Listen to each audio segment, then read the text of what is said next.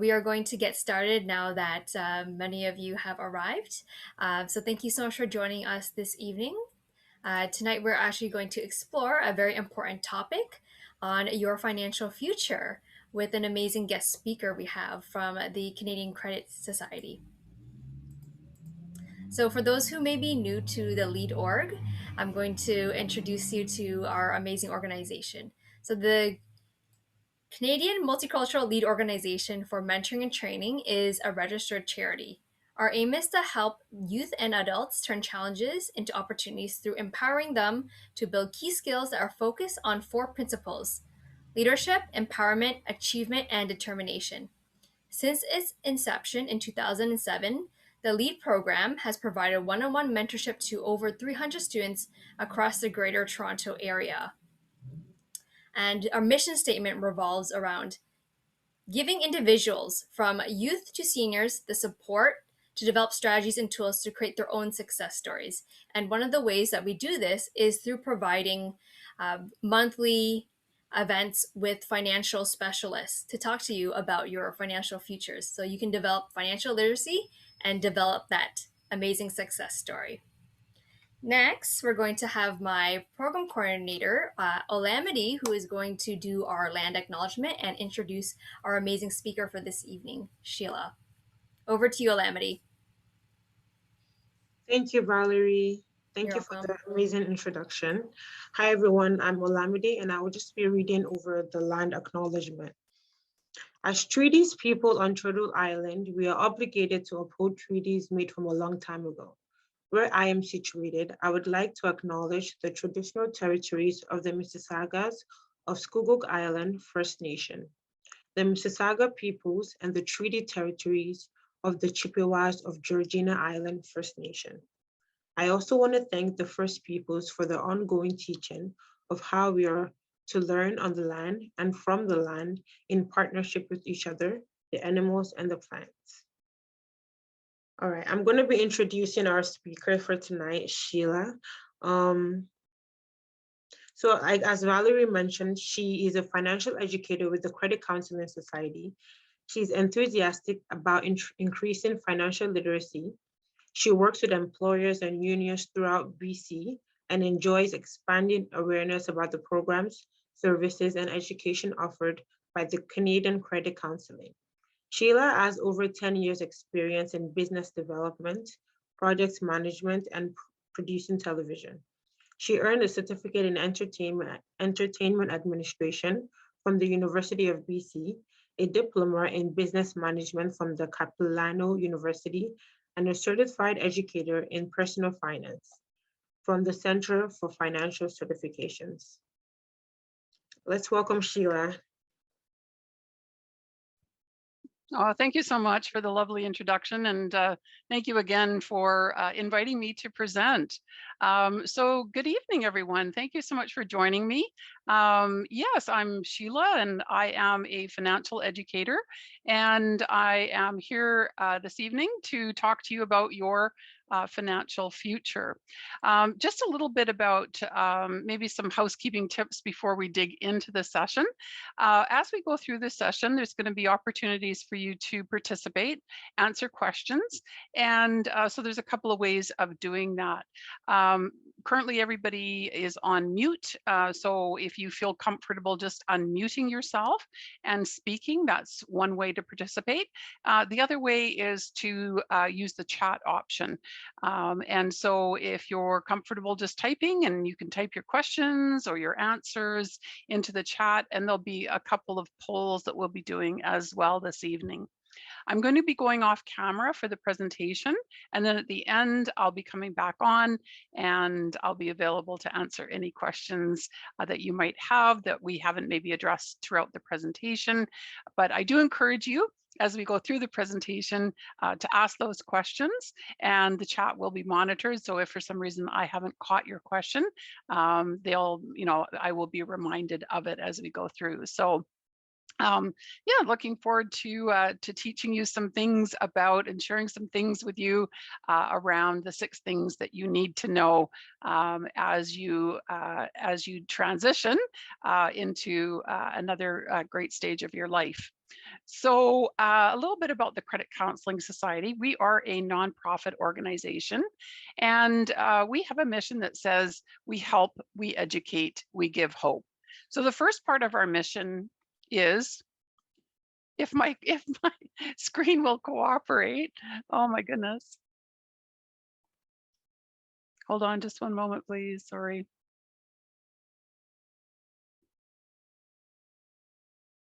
Hmm. Okay, I'm gonna have to close it out. My apologies. Just hold tight, please. No worries.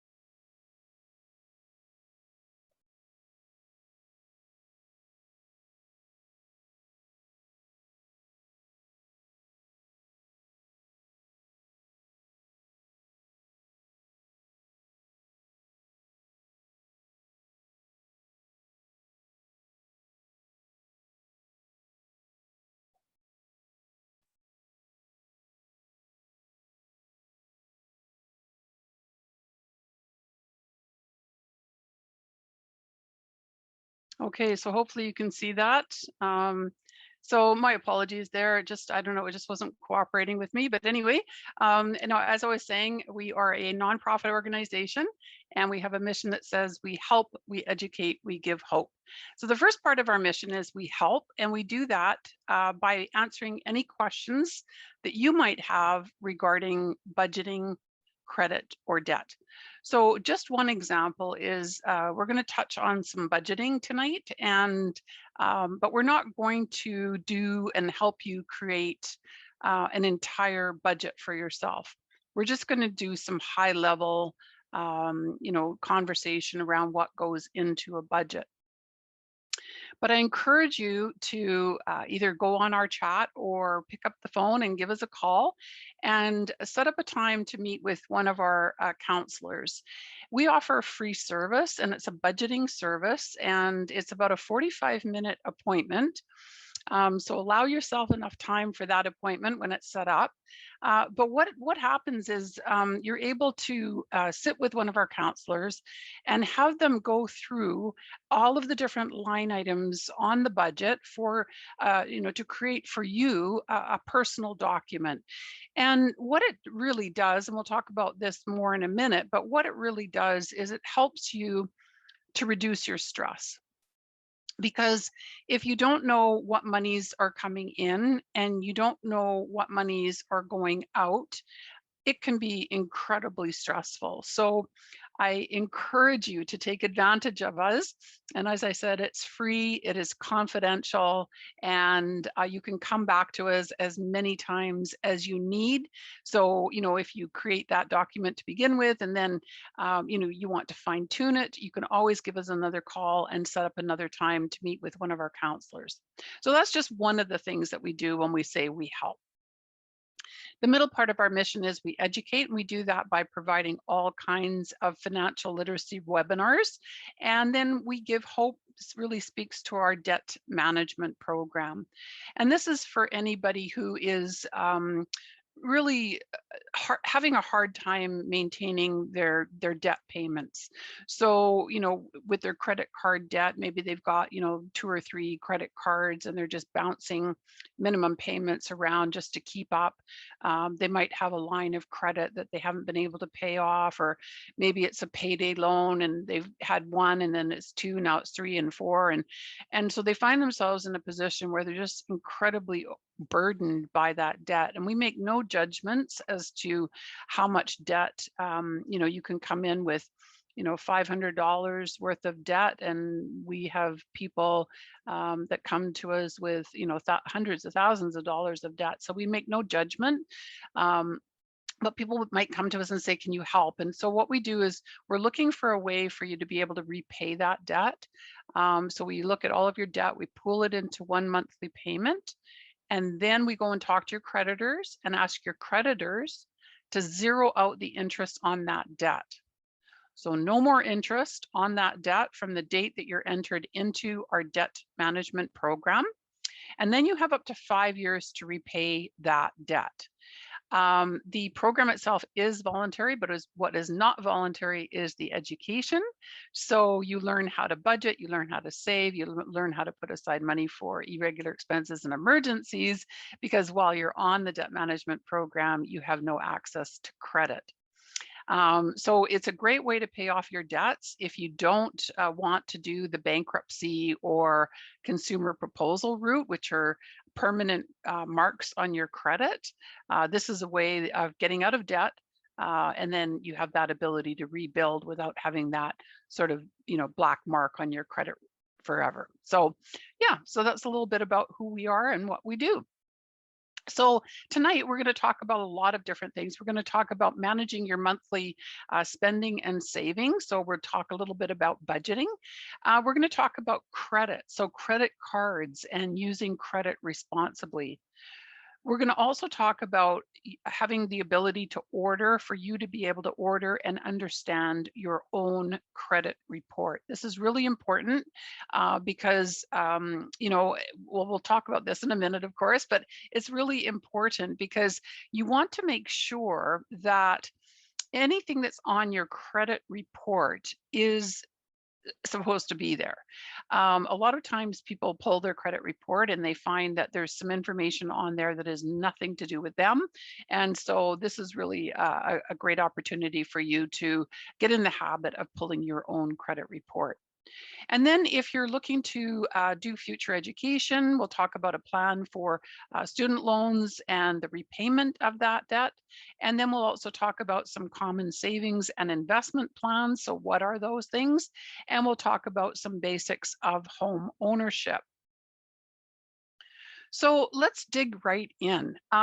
Just if you'd like to use the chat option, please just tell me when you hear the word budget, what comes to mind for you? Is it, what's the reaction? Can you still see you can't see the video, or you can't, or the screen? Sorry. We can see the screen, The but slide. Okay, we can't good. see your video. Okay, no worries. There's no video, it's just slideshow. So that's great. So long as you can see that, that's great. So just using the chat option, if you just like to put in, oh, okay, great. Yes, a way of managing your money. Yes. Yes, excellent. Okay, a plan for what to spend and save your money. Yes, exactly. That's great. Absolutely.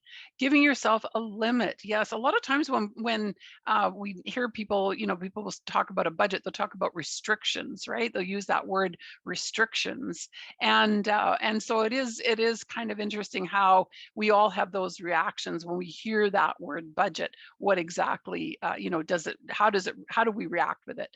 Oh, that's great. Keeping track of our money flow. Yes, that's exactly what it does too. Absolutely. That's great, everyone. Thank you. So really what a budget is it's a written spending plan. And it's spending now and it's saving to spend later. So, when we talk about spending now, we're thinking about things like our rent or our mortgage or our hydro bill or our cell phone bill. These are all things that we're spending money on now.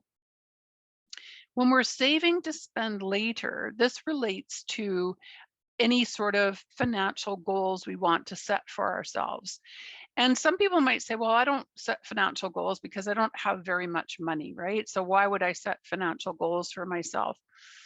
it's a really good thing to think about setting goals for yourself, because it's not about the amount of money that you save. I've had lots of people in lots of different webinars say to me, I saved $5 and I kept saving $5 until I got to my goal. And so it's not about having, hundreds of dollars to be able to save. It's about having that consistency of behavior. So that's where the saving to spend later comes in, because that goes into your budget as well. If it's $5, if it's $3, if it's $10, whatever it is, you put that into your budget because that's going toward your savings goal. And then it's also based on our own choices and priorities. So, excuse me, the interesting thing about a budget is that it's very personal, because my budget is going to be different from your budget, is going to be different from, your friend's budget. Everybody's budget is a very personal document, because it's all about our choices and priorities. So what one person thinks is important that they want to spend money on, somebody else doesn't spend it that way. And that's why it's so important to do a budget, because it really helps you determine how you're going to put every dollar you have coming in every month. How are you going to put that dollar to work? Is it going to go to pay a bill, or is it going to go into your savings, or is it going to pay down debt? How are you going to make that dollar work? So tracking every dollar is really important. And it also includes, with a budget, it also includes your income.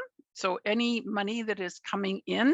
And I always like to say that, even if it's, you have a favorite auntie that sends you, I don't know, every couple of months, she sends you, I don't know, $100 or something like that, right? Well, that can go into your budget, because if it's regular, if it's like clockwork, then that's money that you can count on. So you can actually put that into your budget as well. So it's any kind of money coming in on a regular basis. And then, as I said, it includes your income and also your expenses. So I'm just going to switch screens right now and just show you a little booklet that we have, and I'm going to also put in the chat the link. Actually, I'll do that right now. And then as I'm switching screens, if you'd like to just click on the link, then that would be great, because then you can start to follow along in the booklet as well. So when you look down at the bottom, when you click on the link and you open the booklet, you're looking for pages 4 and 5 of the actual booklet itself, okay? So I'm going to do a new share. And so now you should be able to see the budgeting booklet. And so this is what it's a writable PDF, so you can actually type in whatever it is. So, let's say that your income is $1,000, you can actually type it right into the booklet. And then we have, as you can see, we have this one column here where it says initial, and then we have the other column here where it says revised. So a lot of times when we're doing a budget, we'll come across a line item. And when I say a line item, I mean like this, all of these different items that are here. So when you're doing a budget and you see that line item, a lot of times you might not really know how much you're spending. So you're going to say things like, well, I don't know, it's somewhere in and around, or it's kind of close to, or I'm not really too sure, but I'm going to guess that it's this, right? So the reason why we have the initial and the revised is that when you put in your guesstimate, I call it a guesstimate, right? When you put in your guesstimate, then the other thing that you can do is you can actually track that for a month and just see how much you're actually spending in that category. So you take that one line item and then you track it, and then you come back and you revise it. So you come, like, let's say that, I'll just use an example here. So let's move down into groceries is a good one, right? Because a lot of times we don't know how much we spend on groceries, right? So let's say that we say, okay, I think it's $300. But then you track it and you find out actually that it's $380. So you can go back in and revise it. So that then everything that in your revised column goes into your revised column, and it's really reflective and representative of actually how much you're spending in those different categories. So let's just start up at the top, and I'll just hit some real high level points. So you start off with the top, which is, you start up with the top, which is your income. So you type in whatever income it is, whatever's coming in. And then, like I say, even in the other, whatever that is, and then it'll do the addition for you automatically. And then you move down into your housing expenses. So whether it's your mortgage, whether it's your rent, if you own, you've got property taxes, things like that. You've got things like, I guess I'll ask this question. It's a good question to ask. How many participants are actually renting? Just put rent in the chat. Just with the chat, just type rent. I'm renting.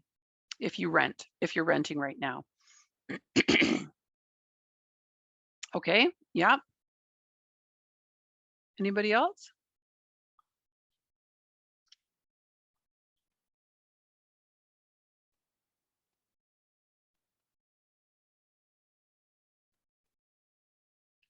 So we just have the one participant that's renting. Okay, so is anybody living in their family home? Just put family. Like you're living in, you don't have your own place, but you're living with your family. Anybody that's living in just type family into the chat. So family, okay. Excellent. Okay, good.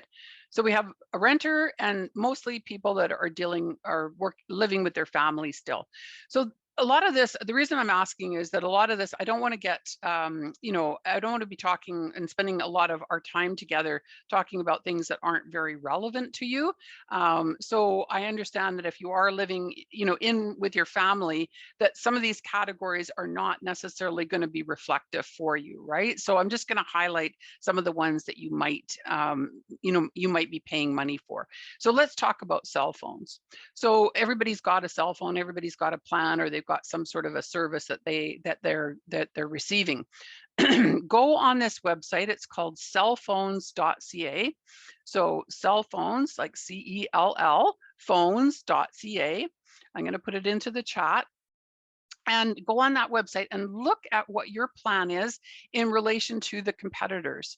So go on and see what you're paying in relationship to what other providers are offering. Then I want you to pick up the phone and I want you to call your provider and ask your provider to do better for you. Because the only time that you're going to do better on your cell phone plan is if you ask.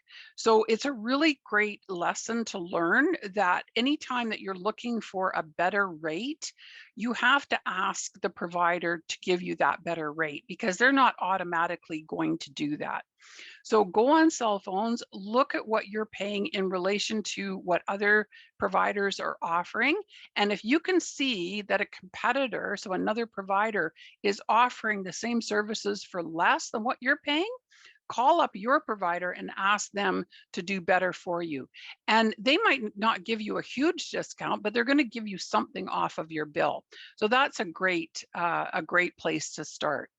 The other thing is you might be contributing to groceries. And if you're not, then I just wanted to let you know that with the grocery bills, if your family is taking care of those things, Health Canada suggests between about $250 to $350 per person per month for groceries. So that's quite a bit of money, right? And so if you can contribute toward that, that really helps your household as well. So then you move down into things like your personal expenses. So, clothing and shoes. So this is where we're going to talk a little bit about how do you calculate out how much you spend per year on your clothing and shoes and how do you manage that in your budget, right? So because these are all things that are going to come up throughout the year that you're going to want to do. Things like eating out, so whether that's picking up, something from a fast food place, whether it's going out to a restaurant, how much are you spending there? That's a great category to start to track.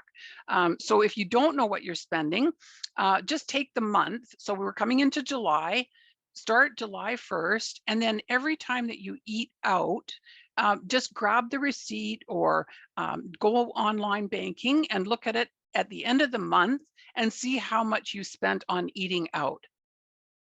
And if you guesstimate, let's say you say, oh, okay, I think I spend about $150 a month, and then you track it and you come back and you say, oh, wow, that was $300 actually, not 150. So now you can say, wow, that's $300 a month on food. Oh, wow, that's a lot of money. All right, so what are you going to do? Are you going to continue to keep $300 in your budget for food?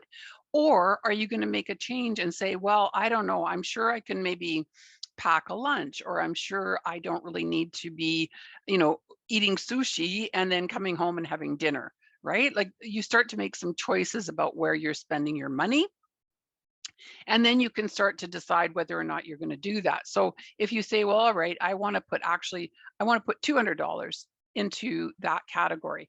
Okay, so now it's $100 less than what you were spending last month. Where's that $100 going to go? Is it going to go into your savings? Is it going to go to pay down bills? Where's that extra $100 going to go? So I hope that kind of makes sense. It's just a real high level look at a budget. I don't want to spend a lot of time here because we have a lot of other areas to cover.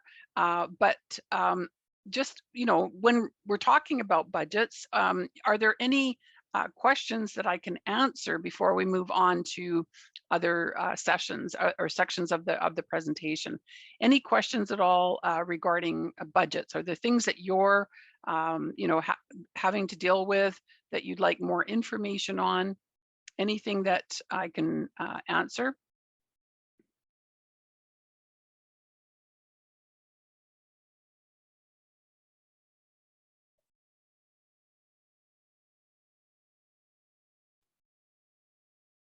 Okay, so high level, once again, it's got your income, it's got your living expenses, it has your irregular expenses, your emergency expenses, and your savings expenses.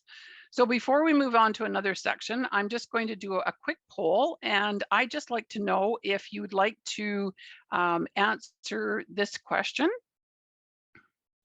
So if you could please just answer if any of these questions relate to you. It's number one.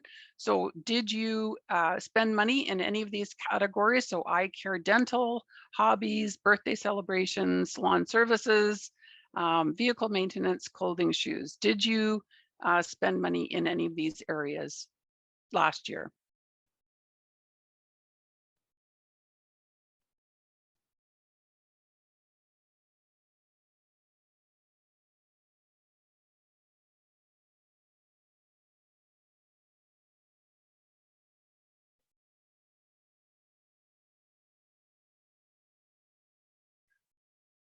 So just wait a couple of more seconds because we're waiting for people to respond.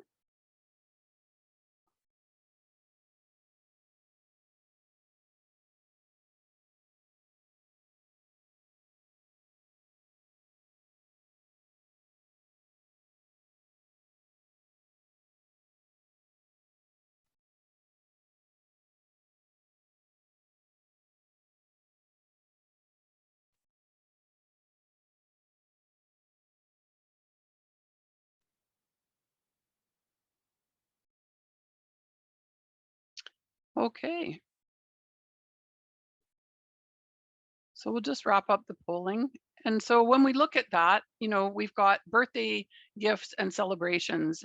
80% of people's money went toward those things. So in order to be able to look at that and say, well, how do I create a plan for that? How do I, instead of it being a thing where, somebody says, oh, we're getting together for so-and-so's birthday next week, and you don't have any money, right? You don't have any money, and how are you going to do that? So instead of being in that situation, there's a way that you can plan for these things, right? And it's really about looking at how much you spend over the course of a year on birthday gifts and celebrations. So the only way that you can do that is to really track what you spent. And so go back and look at your bank statements or your credit card statements and add up every time that you bought a birthday gift for somebody, or you went out for dinner, or you did something with them to celebrate, or you celebrated an occasion, whether it's Christmas or it's Hanukkah or it's Eid or whatever it is. If you celebrated an occasion, how much money did you spend on that occasion? So birthday gifts and celebrations, you want to go and track exactly how much you spent during that year. And then what you want to do is you want to divide that number out by the number of times you receive money in a year. So let's say that you receive money every month. Okay, so you would divide whatever that is by 12, because you've got 12 months in the year, and you come up with a total. So let's say that your total is $50. Okay, let's just say it's $50. Then what you do is every month you put away $50. Now, you might not know anybody that has a birthday in January, so you put away $50, and you don't really know anybody that has a birthday in February either. And so you put away that $50. Now you've got $100. And it turns out, boy, you've got a lot of friends of yours that have birthdays in March. So now you've got $100 set aside to be able to draw down for those birthdays that you're doing in March. Now you add in that $50 for March, and you have $150.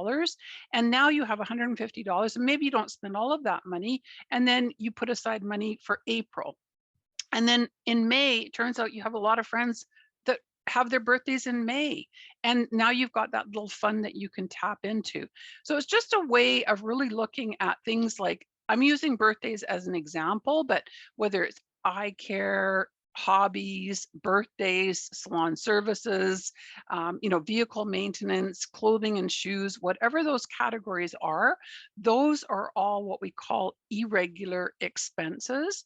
And the plan that I explained to you for birthday gifts it just applies to all of those other categories as well. So it's a really great way of being able to manage it instead of, somebody says, oh, we're going next week, and you don't have that money set aside. So that's a great way of being able to manage it. So the next thing is to really look at creating that holding system for your money. So, and this is especially true if you're going into a situation where you're maybe, going back to school, and you might have a student loan, right?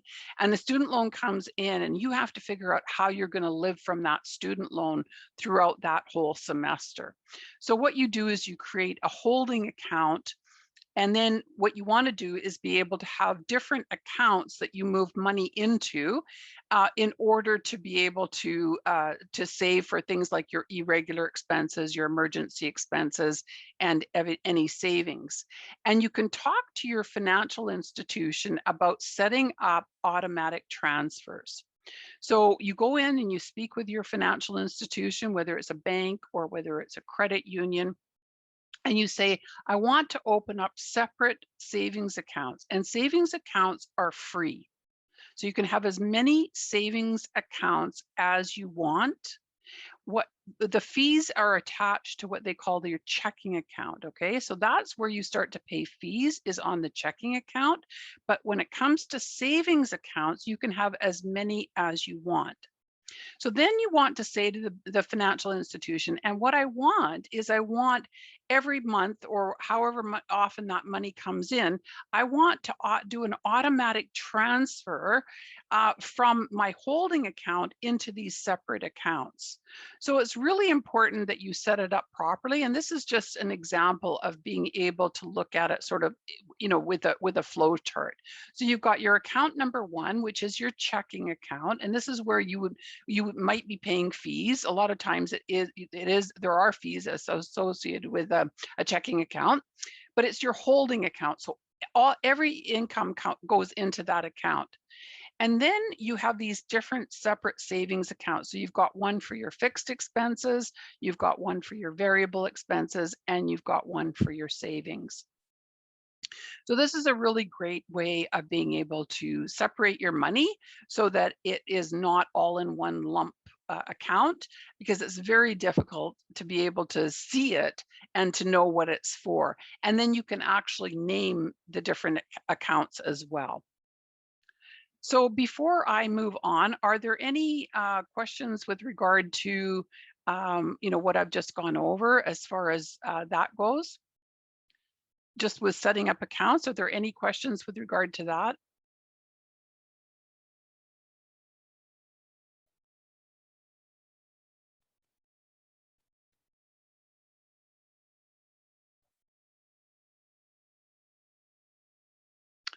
Okay, so we're going to move on now to using credit wisely. And I did notice that there was quite a few people that had credit cards. And so that's really good to know as well, because it's very important when you have a credit card that you understand the cost of credit, because credit is really, it's a great tool, but it can really get us into a lot of trouble. And so we're just going to talk about that really quickly when we talk about we're going to use this as an example of somebody who has, they've got a credit card, they're pretty excited, they're doing a lot of spending, they're buying a lot of things because they have this limit, and the limit that they have is good. It's a good limit. They got this credit card and it has a really nice limit on it, and so they're putting everything on. They're maybe treating their friends, or buying new clothes, or buying stuff online. They're having a really, really good time. And then that bill finally comes and it's $3,000. Oh, $3,000. Oh my gosh. Ooh, that's a lot of money. So now they're paying 19.9% interest on that. And that's sort of like an average interest rate, right? Like it's sort of, standard interest rate. And so, but they don't have a lot of money. Like they have like very little money. So they're just going to make that minimum payment. So the credit card companies, when they send you that bill, it has the amount owing is $3,000, but they're only asking you for $60 to pay every month. So that's 2% of what you owe. And that's what credit card companies do. They only want you to pay 2% of that $3,000. So you say, well, that's a pretty good deal. I like that. I can do 60 bucks. Okay, so tell me in the chat, how long do you think it's going to take somebody to pay off that $3,000 if they're just making their minimum payment of $60 a month? How long do you think it's going to take them to pay it off?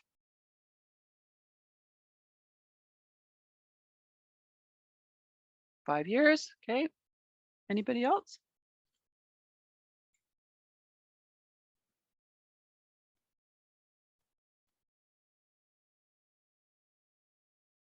The wildest guess.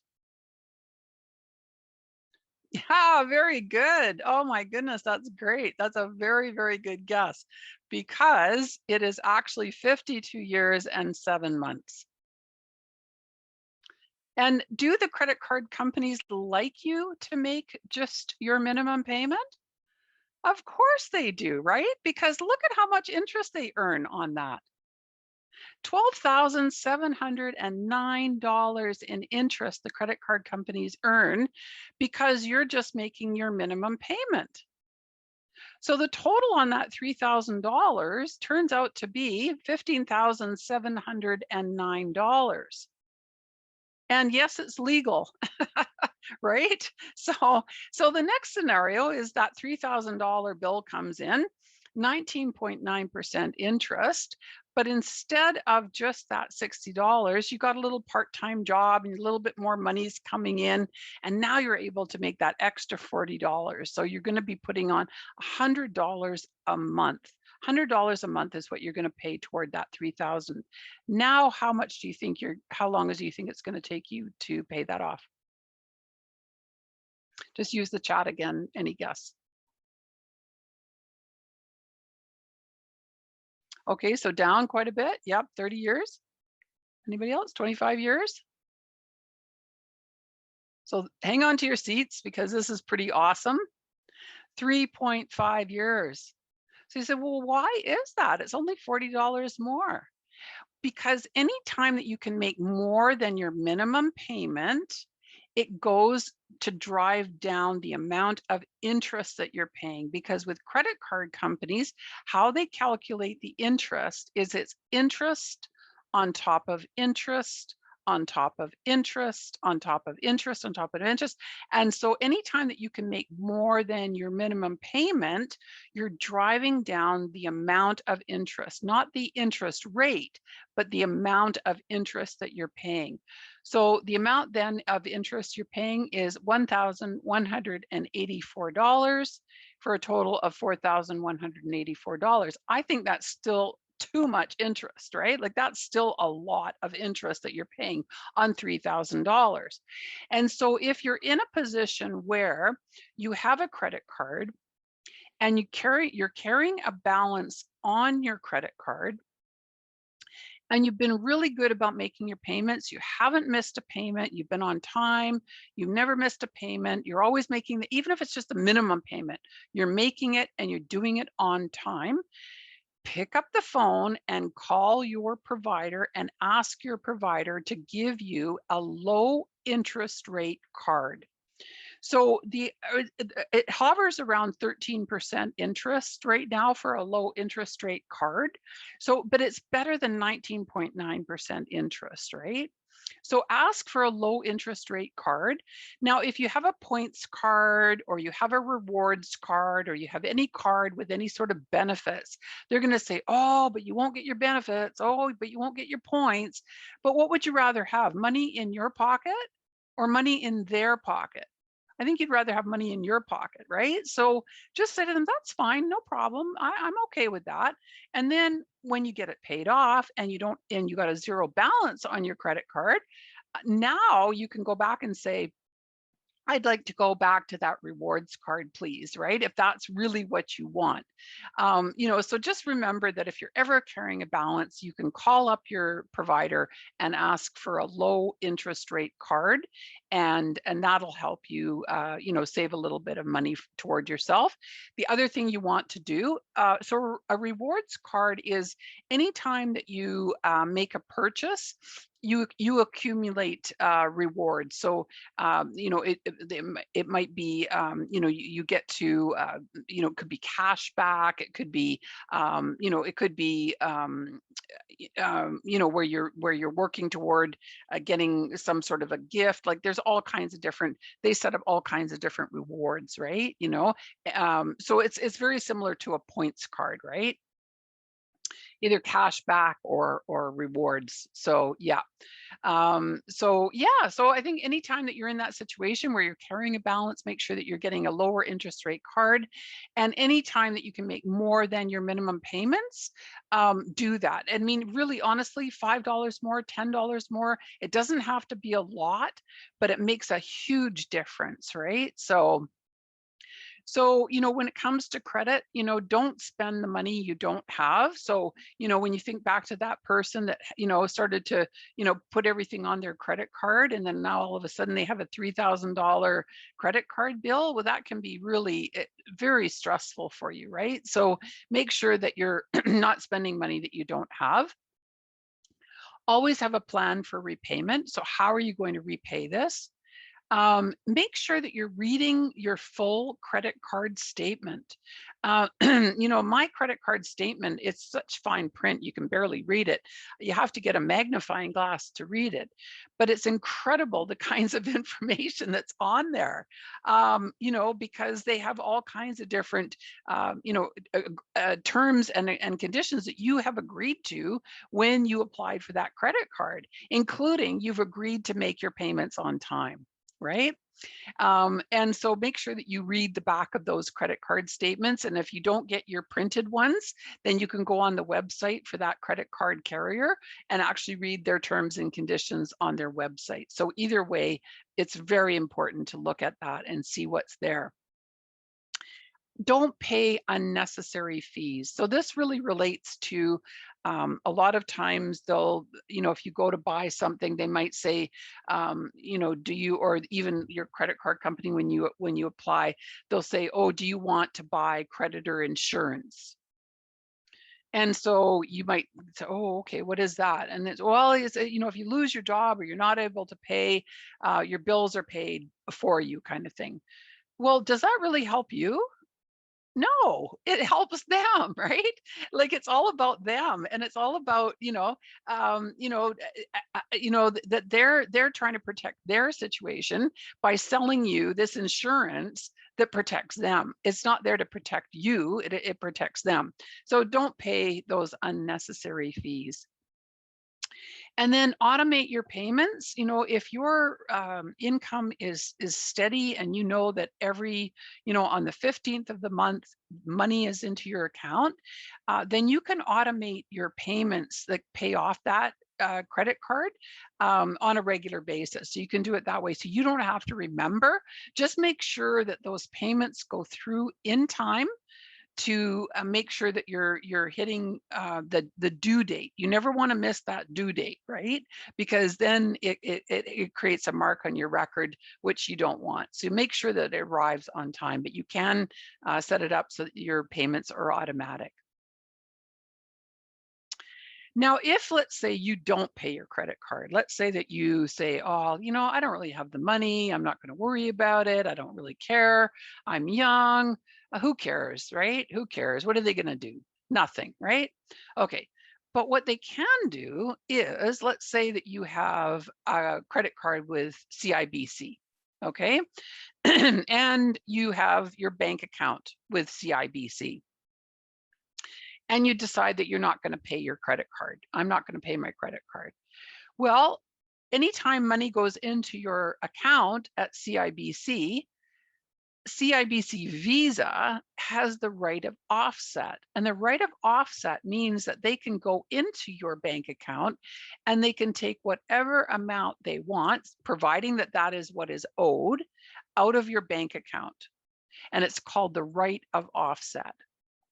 So any bank that you have a credit card with, remember that they can take money out of your account if you owe them money and you haven't been making your payments.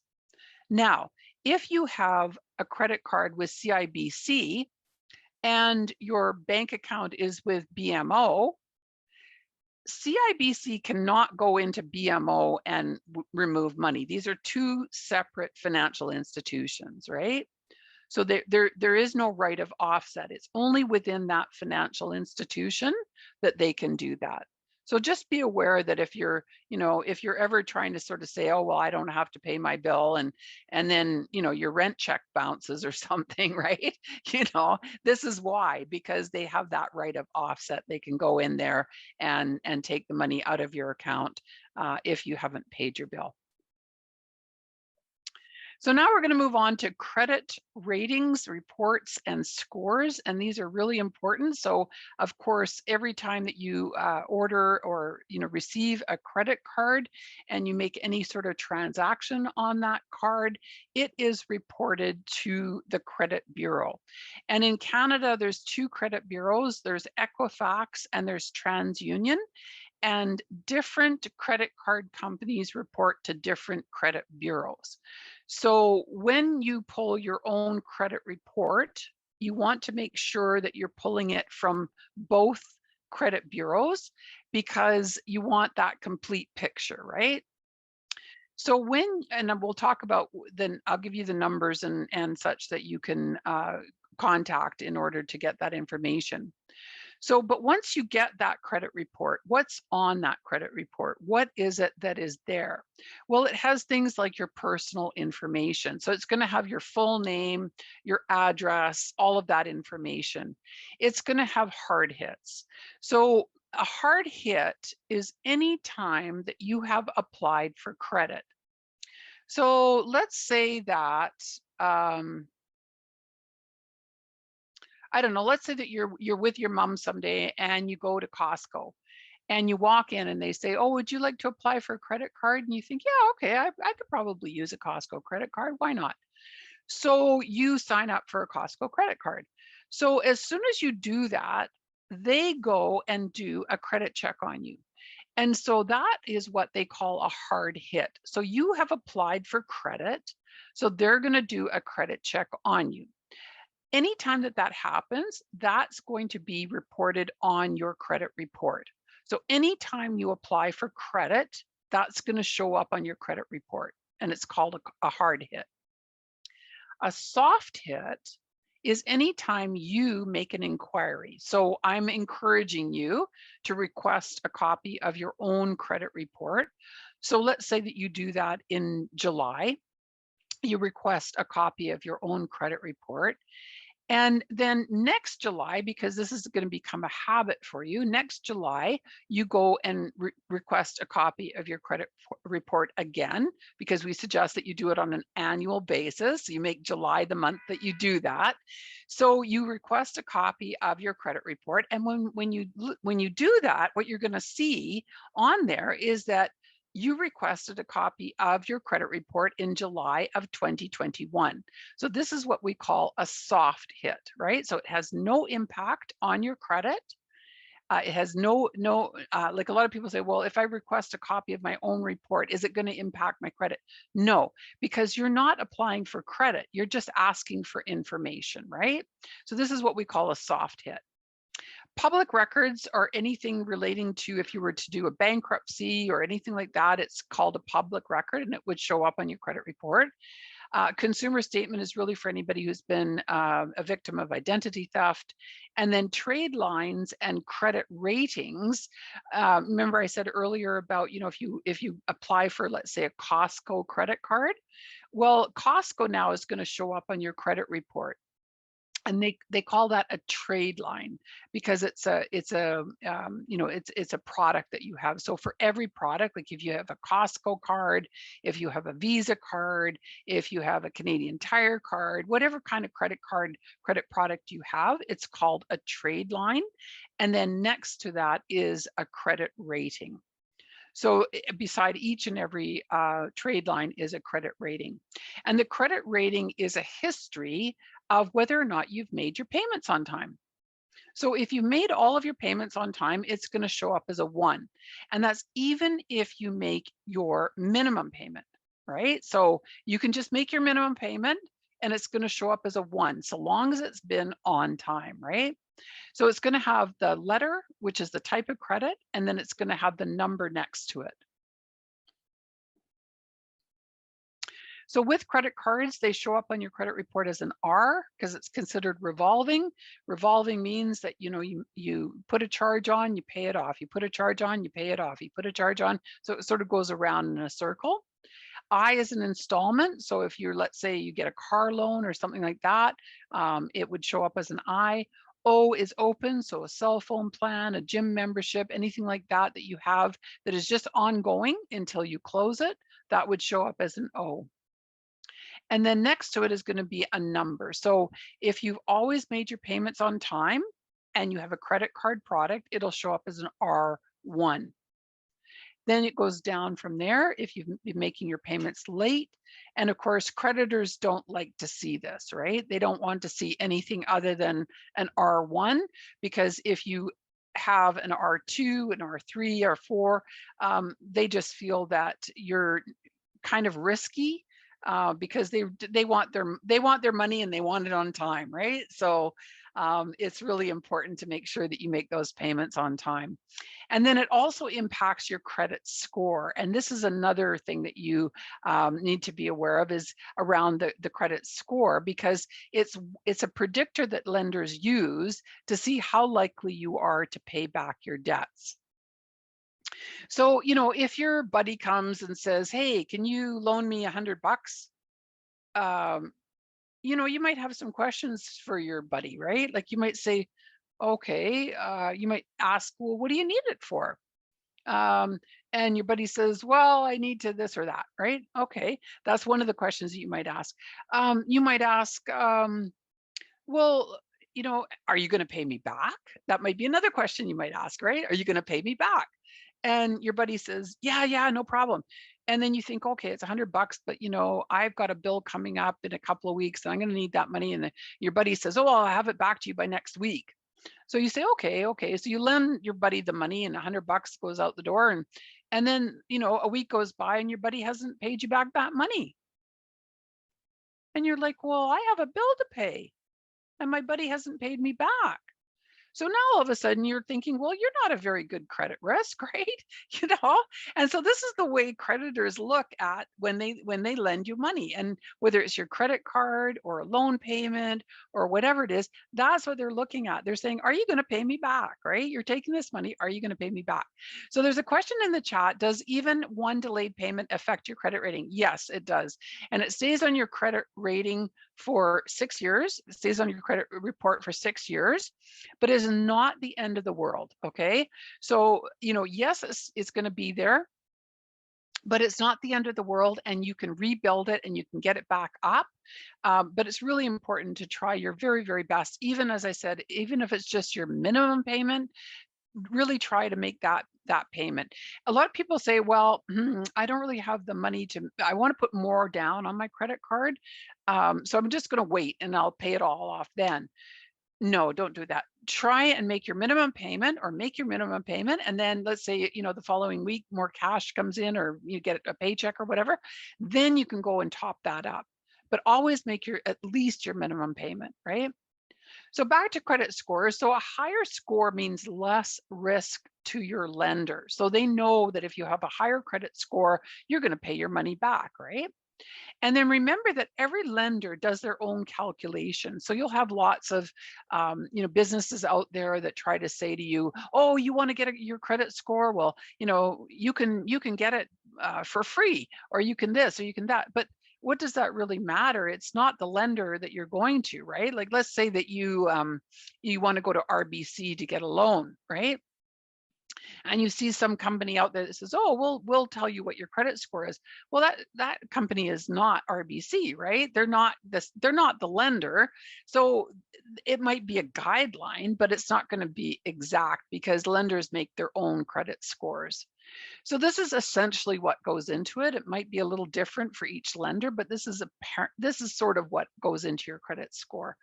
So 35% is your payment history. So you want to make sure that all of your payments are made on time. 30% is the amount owed. So this is really interesting, because credit card companies never tell you this, right?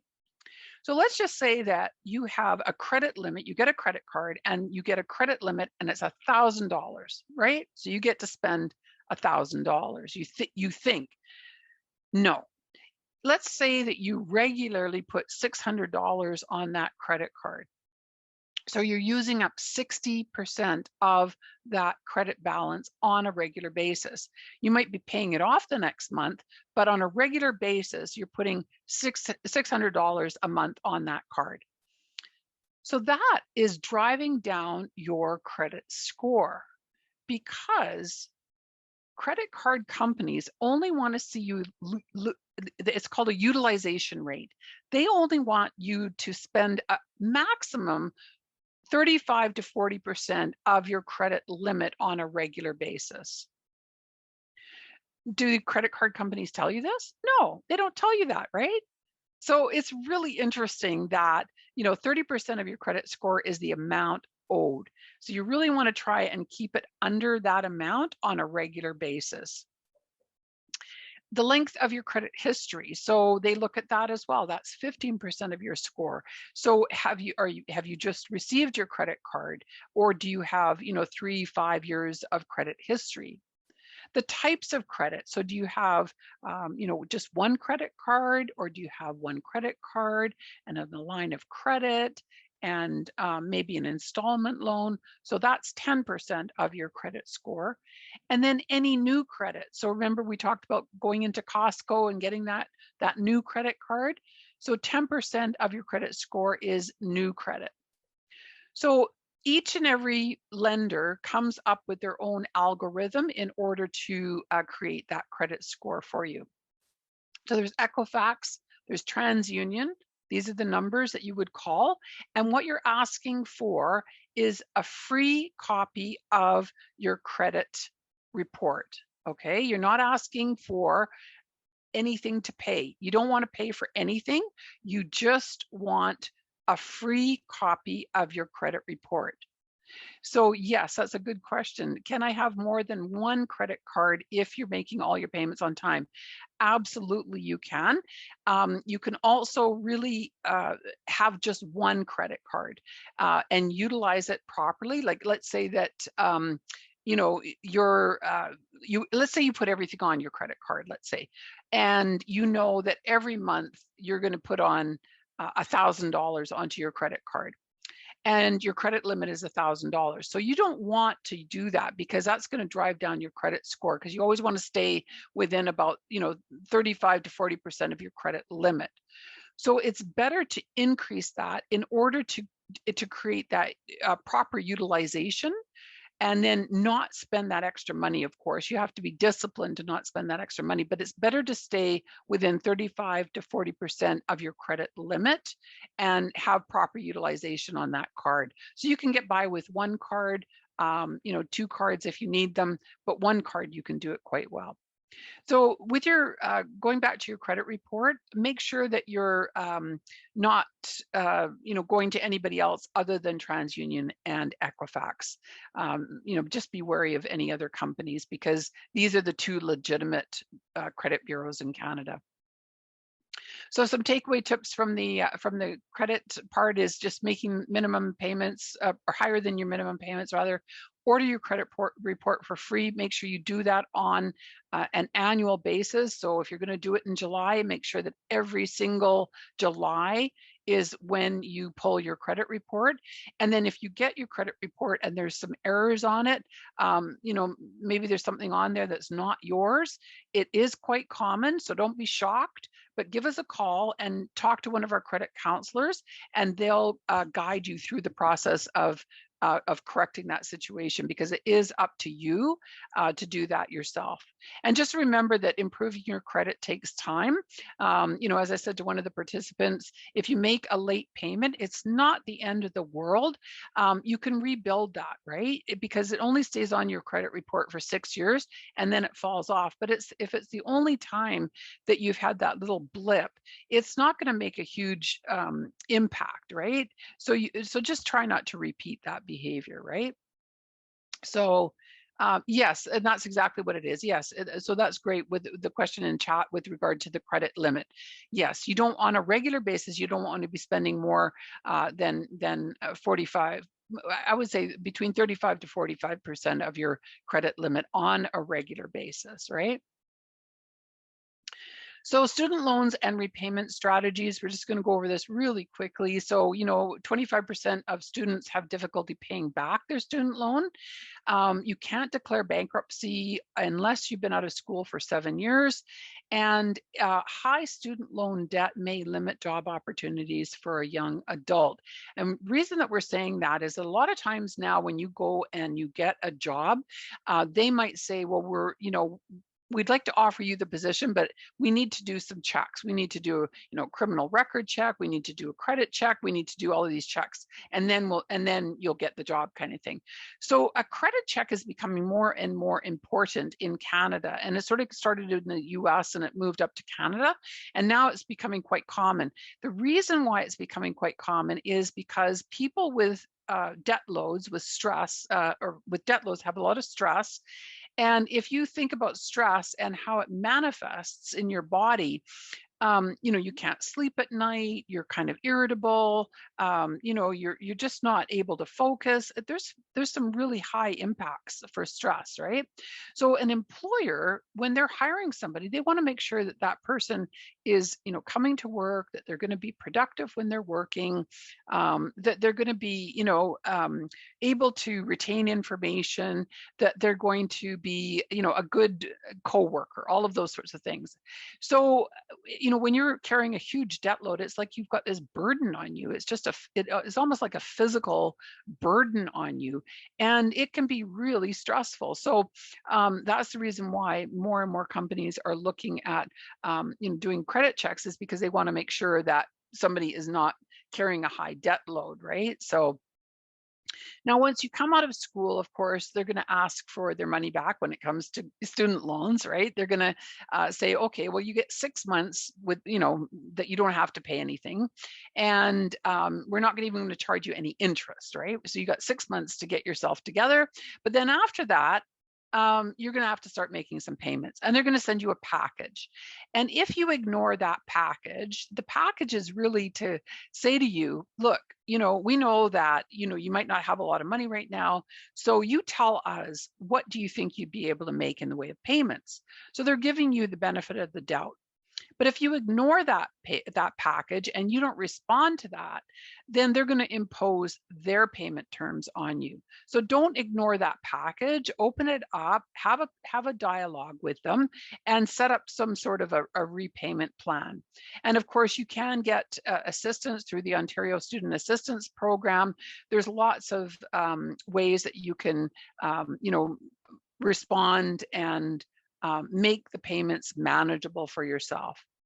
So one of the things that happens as well is that when you're, offered a student loan, you go into a financial institution to set it up, and they say, "Would you like a student line of credit?" And you think, "Well, that sounds like fun. Sure, I'll take one of those." And what you don't get, nobody explains that to you, that you have to pay that money back, right? So they do a credit check on you, and maybe you require a co-signer. So that's your mom and dad or uncle or whatever, auntie, whatever, that can sign for you. So a co-signer means that if you don't make your payments, they have to make payments for you. So if you are ever in need of a co-signer, please remember that that's the situation, right? So make sure that you make your payments. Um, your funding for your student line of credit is based upon full and part-time status. So they do actually look at your status. You only pay interest while you're in school. So you don't pay the principal, you just pay whatever interest is owed. And then principal payments start 12 months after you're out of school. So you have to pay that money back. And then once you're out of school, they're going to close that student line of credit, and they'll transfer it over to what they just call a regular line of credit. So you still owe that money, but just be wary of the fact that this is not free money. You need to pay it back, and you need to be really aware of how much you're spending while you're in school when it comes to your student line of credit. So they do have a repayment assistance program, and so the government has stepped up and really put some good policies in place when it comes to repayment of your student loans. So it can't be exceeding 15 years. You can do the repayment assistance program 6 months after graduation, and then apply every 6 months afterward. And so this is really where they're working with you to help you to repay that, right? So, it does report positively on your credit report, because you're taking action on this, right? You're not just ignoring it. You're actually saying, look, I can't make a big payment, but I can do this. And so, make sure that you're having that dialogue with the repayment program. So, consider your circumstances, be realistic, ask for reduced interest. That's another thing. It's always about ask, right? Create a plan to focus on additional payments, one debt at a time. And if you think you might need help, ask for it sooner than later. So don't feel like you're in it alone. There's many, many people that have been in your position before, and there's lots of help out there. So don't feel that you're alone in this. So this is a repayment strategy. It's not the only way to do repayments, but it's just an idea. And this is what we call the debt avalanche. So what you do is you focus the majority of your payments on the highest interest rate product first. So the lion's share of all of your payments go toward that, because you want to get rid of the highest interest rate first. So here we've got the credit card at 18.9%. You owe $5,000. So month one, you're going to put the majority of your payments on that. So by month 5, you've got that paid off.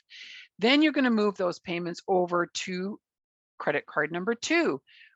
and you're going to start paying that off and get rid of that. And then you're going to go student loans. Okay, now I get down to month 9 and the majority of my payments are now going towards my student loan.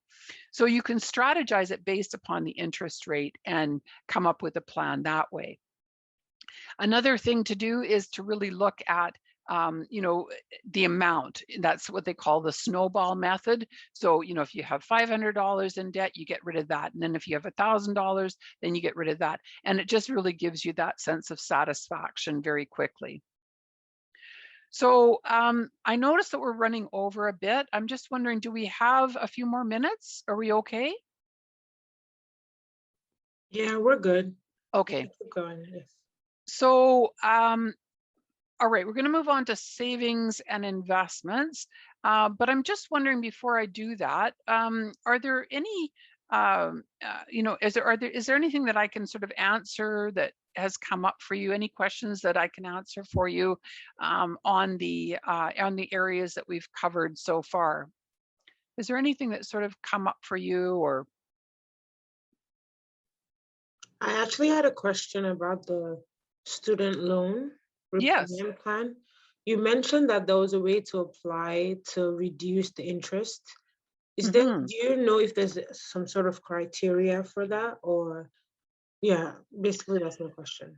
Right. So what you need to do is you need to talk to your financial institution, because sometimes what they'll do is they'll just roll it off into another, like it's like a loan, right? So talk to them first and say, look, I'd really like to know if there's a lower rate product that's available for me, because I would like to be able to transfer that to a lower rate. And so just talk to your financial institution and see what they're able to come up with. And then if they're not able to come up with something, start to shop around. Start to see what other financial institutions are offering, and make sure that when you're talking to another financial institution, that they are not running a credit check on you. If it gets to that stage where they're saying, well, we're going to run a credit check on you, say, I'm not quite there yet. I'm not quite there yet. I really just came in today to get some information, So if you don't mind just holding that credit check, because I'm still doing my research. So what you want to do is you want to see, does that other financial institution have a lower rate interest? I have this debt with, let's say it's RBC, right? So I have this loan with RBC. I'm paying this amount of interest over there. I really want to explore other options that are available to me. What can you do for me? And then they'll come back and they'll say, based upon what you owe, we could do this for you. Mm-hmm. And then you say, okay, that's really great. And then they'll say, well, we'd like to do a credit check on you. Just say, hold up a minute. I just want to get the information today. I'll get back to you on this. Right. And then maybe you want to go and talk to another 2 or 3 financial institutions, a mix of different financial institutions, and see what they can offer you. And then when you're ready to make your buying decision, go back to that financial institution and say, okay, I've looked around and I'm able to do, I would like to do this, right? The other thing that you can do is you can go back to your financial institution that you're working with right now and say, I've done a little research, and this is what, CIBC is willing to offer me. Would you match that?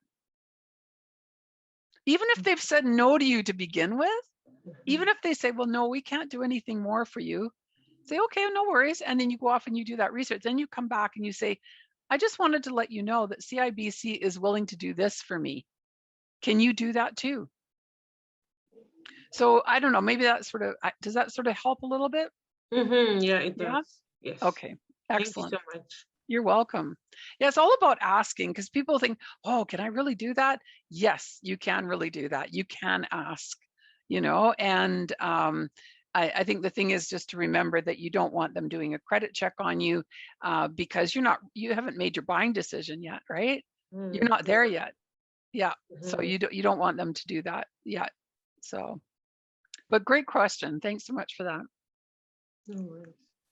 So moving on to savings and investments.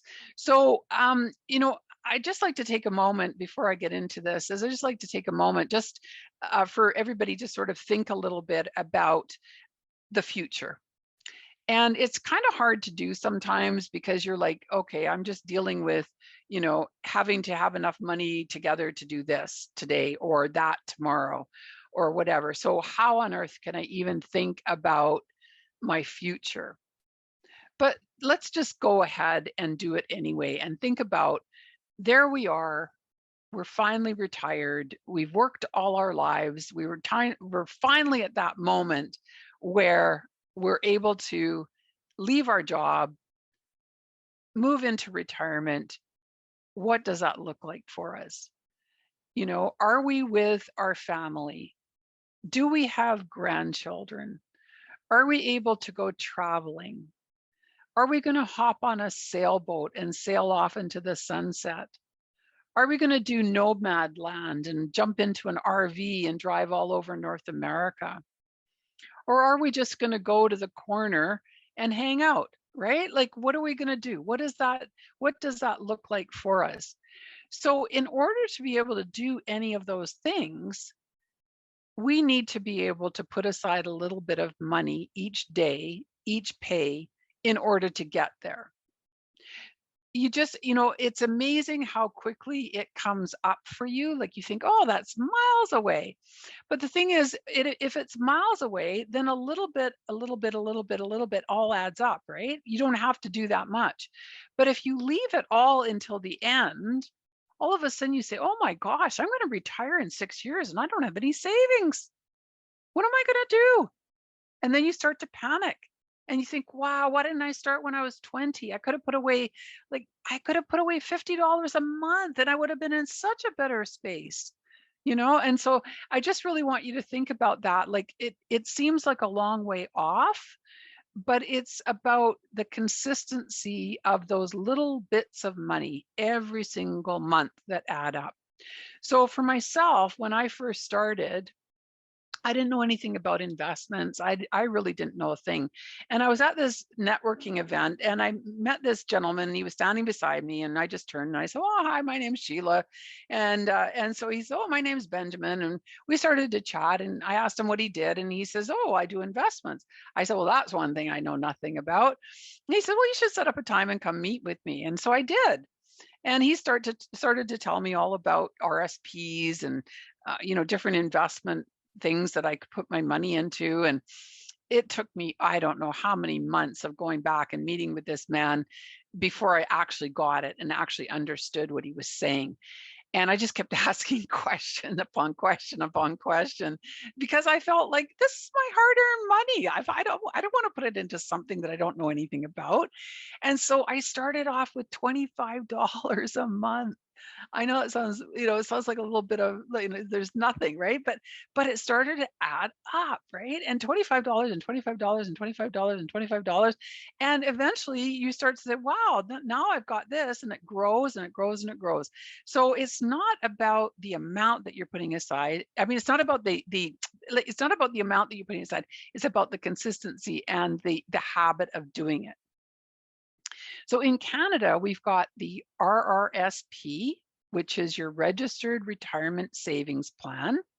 And then you've got your tax-free savings account. So those are the two most common savings plans for retirement. So with your RRSP,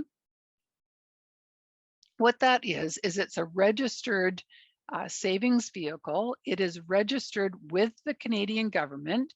And the reason that it's registered with the Canadian government is because any money that you contribute to your RRSP helps to reduce the amount of income tax you pay. So when you file your taxes on an annual basis, any contributions you've made towards your RRSP are deducted from your income, and then that comes down to what they call your taxable income. So you've got your gross income minus your RRSP, and then it's your taxable income. So it comes off right off the top, and then you pay tax on the balance. So that's why people invest in RRSPs, is because it reduces the amount of tax they pay.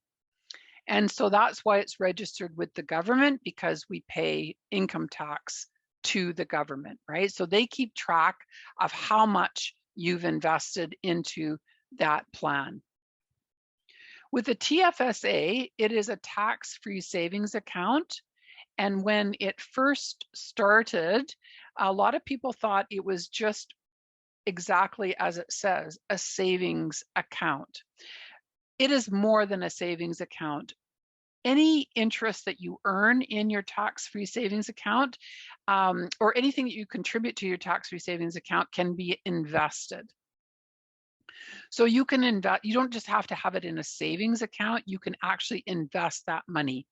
That's just the same as when you put your money into your RRSP, you can invest that money. So with your tax-free savings account, you can invest that money, and there's a whole number of vehicles that you can put it into, ranging from really high risk investments right on down to what they call very low risk investments.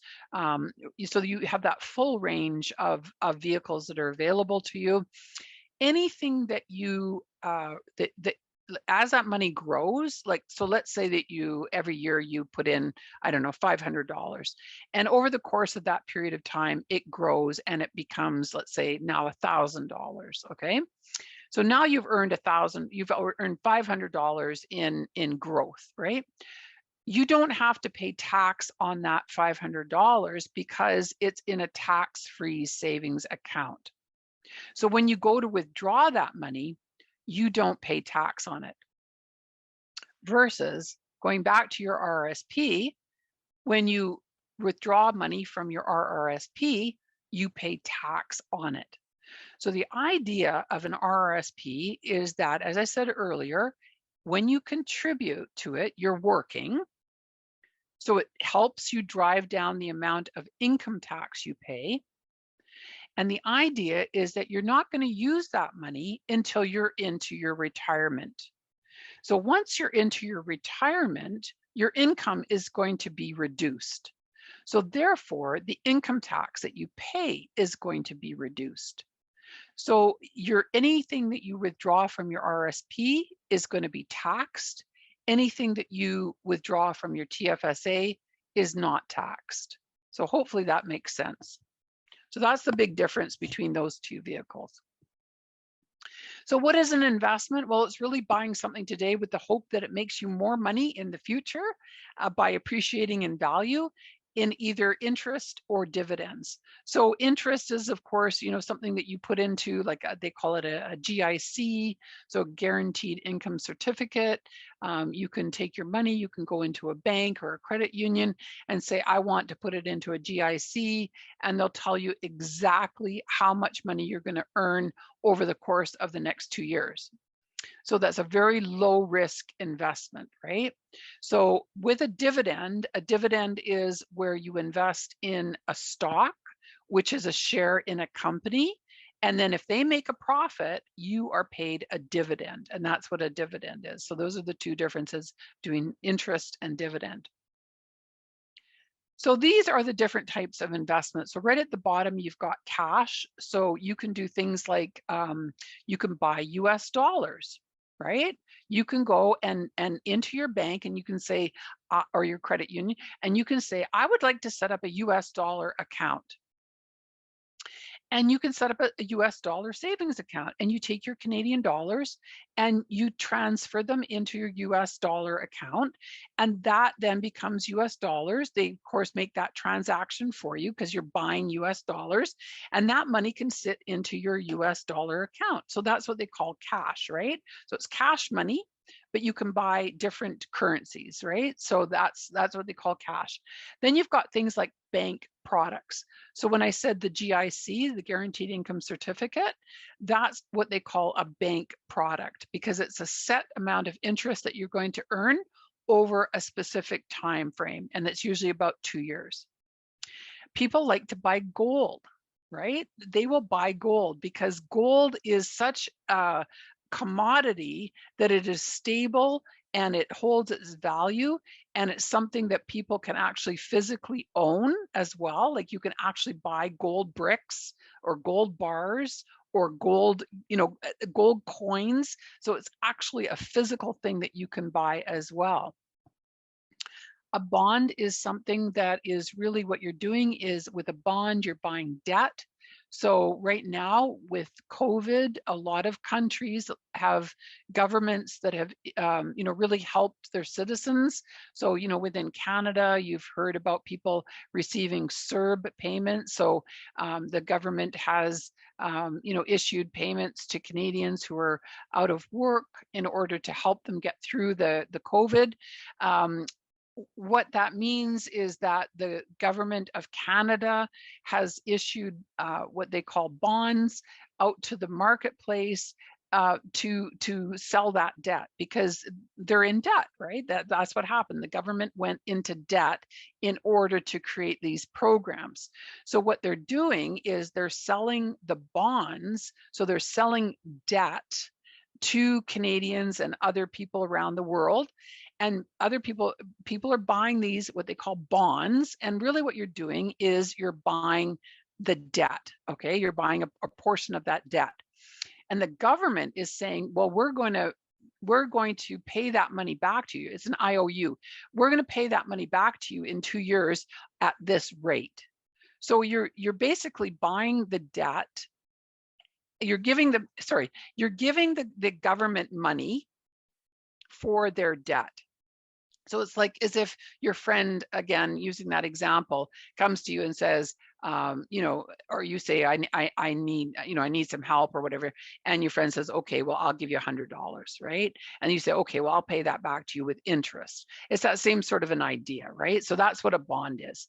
Mutual funds is where you buy a grouping of stocks, and it's usually pooled together based upon, it can be on industry. Like for an example, they'll do a lot of like technology stocks, or they'll do health, or they'll do bank, or they'll do energy. So they'll group all of these companies together.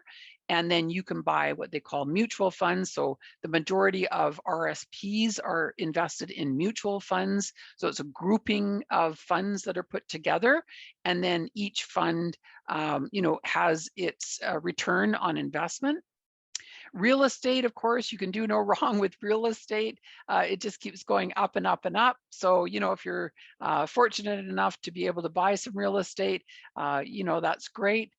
Stocks is really where you go and you buy a share in a company. And so you would have to work with a stockbroker in order to do that.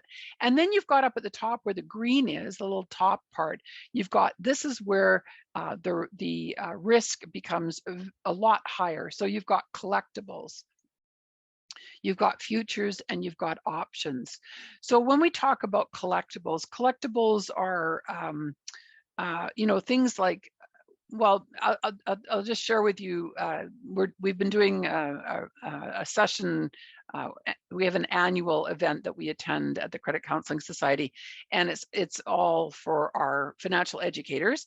And the sessions are really all around financial literacy. And so I don't want to go too far down this rabbit hole, but there's a new thing that's happening out in the marketplace, which is a whole new way of, I guess, sort of around cryptocurrencies, right? I don't really want to get into the whole cryptocurrency thing, but what the essence of what was shared with us yesterday is that in order for things to have value, somebody else has to want to buy it, right? So even with cryptocurrencies, in order for it to have value, somebody else has to want that, right? So the more somebody else wants that, the higher the value.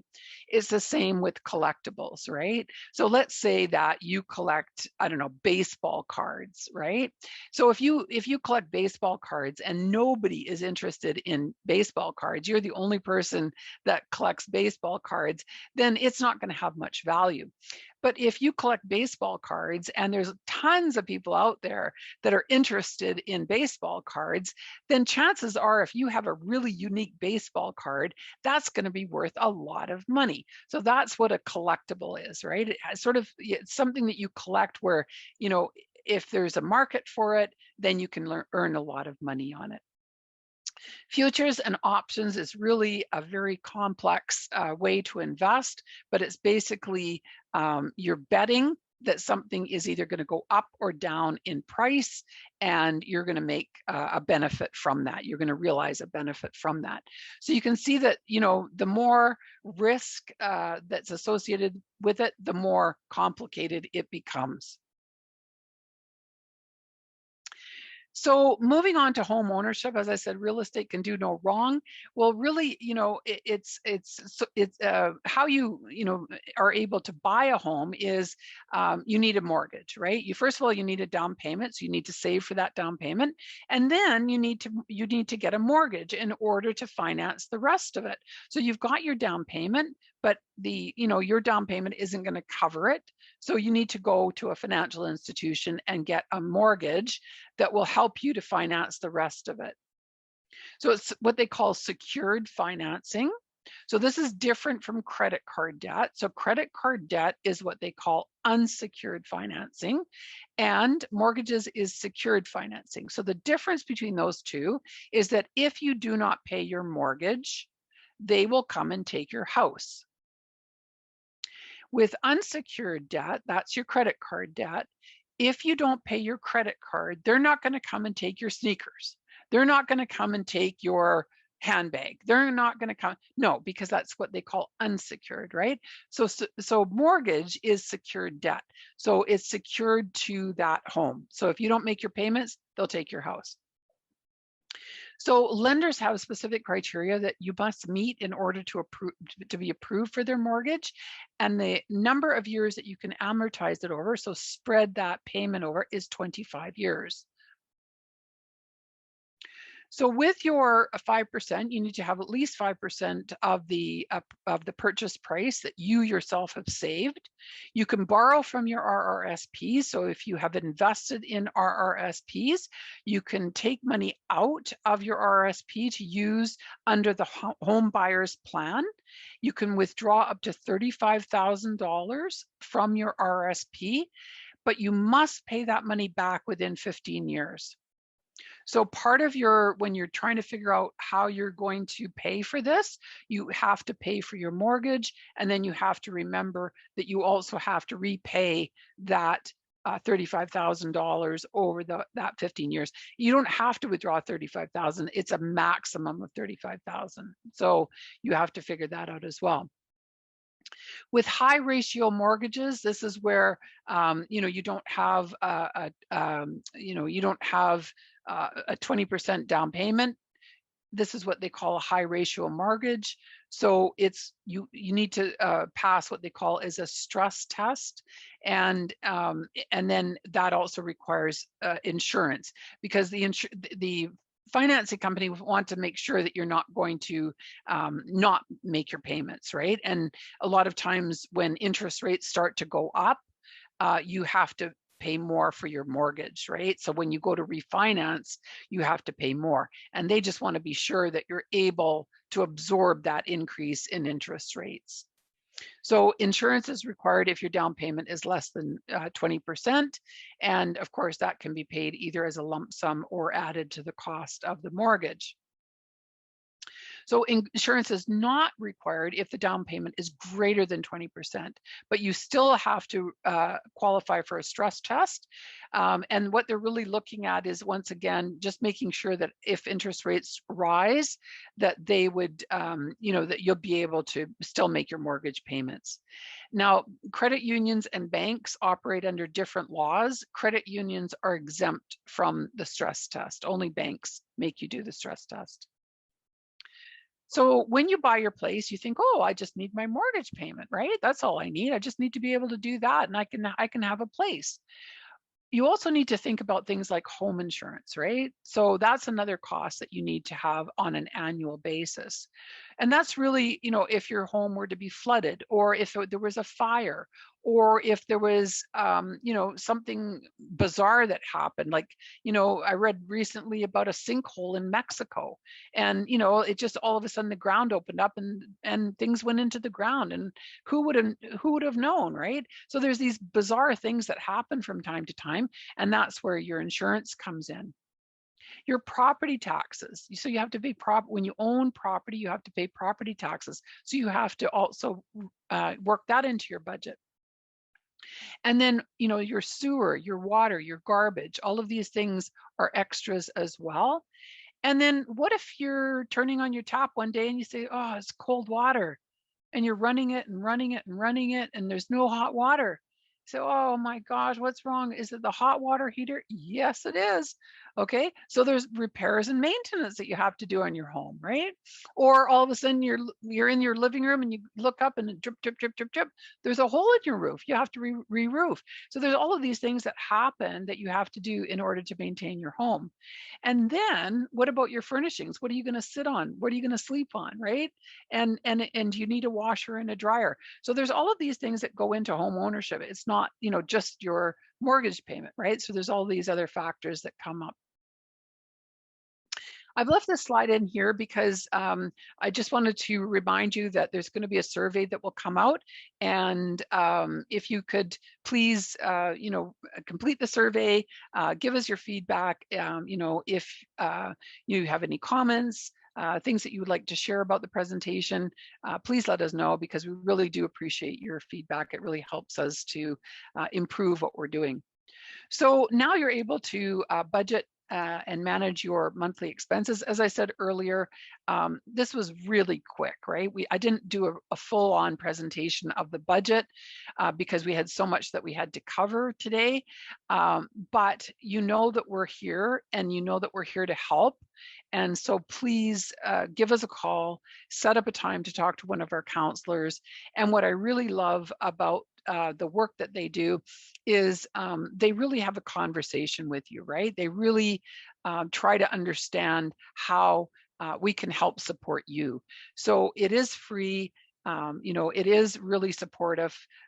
We don't make any judgments. So, please just give us a call and reach out to us and let us help you create your budget. You're also able to understand why it's good to use, credit responsibly, because the other thing that happens is that, if you aren't making your payments on time, if you're using too much, or your utilization is really high, if you've got bad credit, let's say, you're going to start paying a lot more interest on any product that you apply for. And really that's hurting you, because why are you paying more interest? You just have to make your payments on time, right? That's all you have to do, is make your payments on time. And like I said earlier, just make sure that you're at least making that minimum payment, because you want to move forward in your life, right? And you want to make it a little easy for yourself. So whether you want to buy a car in the future, or you want to buy a home in the future, or maybe you want to borrow some money for some other reason, you want to get the best deal out there. And it's a really simple thing in order to do that, which is just make your payments on time, right? So that's really the impact that it has on your life. And then if you are going into, you are drawing down on some student loans, remember to, take charge and tell them how much you're willing to pay, and be proactive, right? Because otherwise they will impose their payment schedule on you, and you don't want that. And now you know a little bit about some common savings. You've got your TFSA, you've got your RSP, that there's a variety of investment products out there that are available to you. And I think the most important thing is, once again, ask as many questions as you need to in order to feel comfortable with the answers. It's your hard-earned money that you're investing. Make sure that you know where it's going, and make sure that you know if there's any fees associated with it, that you know what those fees are as well. So make sure that you're aware of all of those things. And then also, a little bit about the basics of home ownership, that, it's not just about that mortgage payment, it's about all of those other things that you have to contribute into as well. You can follow us on Facebook, Twitter, and Instagram. And this is the number that you can reach us at if you would like to speak with one of our credit counselors. So 1-888-527-8999. I thank you all for being here. I really appreciated your attention, and it was really great to have you be a part of this. I'm just curious to know as we wrap up, just put into chat, what's the one thing that you learned today that you didn't know? Just one thing. Was it about budget? Was it about credit? Was it about investments? Was it about home ownership, student loans? What was it? Just one thing. Ah, good. Excellent. Yeah, so it's so important just to make more than your minimum payment, right? So, oh, good. So credit scores, yes, it's amazing, because that credit score really impacts when you go for loans. Buying a car, getting your mortgage, all of those sorts of things. The higher the credit score that you have, the less interest rate you pay, right? So you really want to keep that up there if you can keep it up as high as you can, right? Yeah, that's great. Yes. So yes, and mutual funds, exactly. So it is a complicated world. I do encourage you to continue to do your own exploration. There's lots of great resources out there. Even go in and talk to your financial institution. Don't buy anything until you understand what it is. And remember also with your financial institution, there's advisors, OR, and there's advisors, ER. And the difference between those two is that the ER, when you see on their name tag, they'll have advisor, ER. That person, the ER, has a legal obligation to ask you questions about your future. Where do you want to go in your future? How much do you want to save? What are your plans? And then they have to build an investment strategy that will get you to where you want to go. The advisor, OR, is the person that's there to sell you something.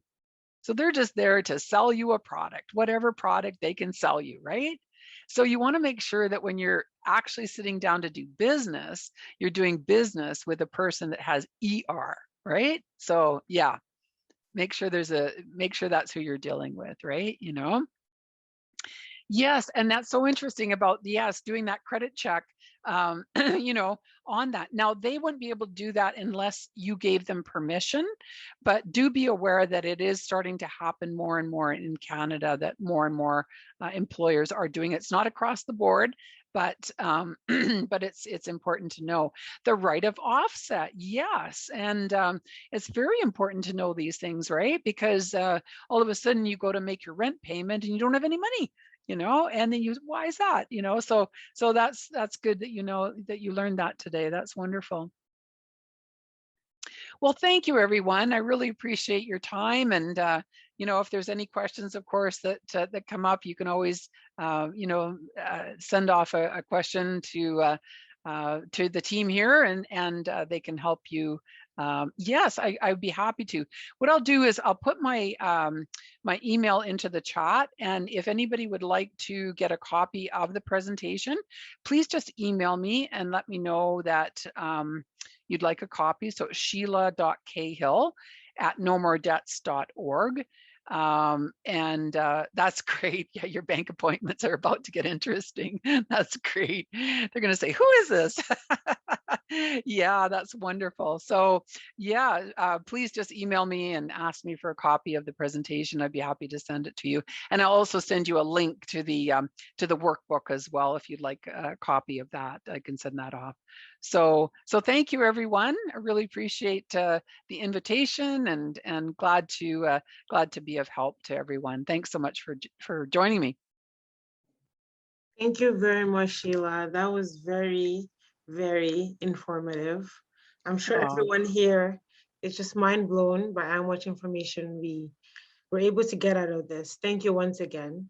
Oh, you're very welcome. Yeah. And I know it's a lot, in one session, because there's so much to cover, but if anybody's got questions, like I said, I'd be happy to answer them as well. So yeah.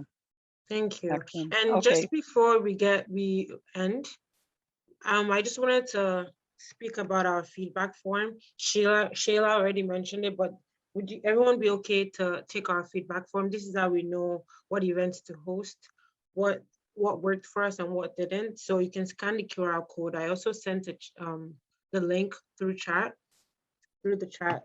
So I'll just give us about 10 seconds to do so. And just to wrap up, we also have some social media accounts. If you could follow us on all three of them, that would be amazing as well. We post current updates on there just to know what we're up to. You can take a picture as well if you don't have your phone with you or something. And then we also have some upcoming events. In the summer, we have the career camp. I'm not sure if everyone here got the email, but we're going to be having the open house tomorrow, actually. This is where you're able to come talk to the facilitators and just learn about what the career camp is about. And the career camp itself starts July 12th and ends August 19th. And then for the mental health chat, we're not going to be having one this month, but next month we will be resuming the session on Tuesday, August 10th. And then we have other financial literacy events called Mind Your Money and Borrowing 101, both happening in July and August. So please save the date. All right, thank you everyone.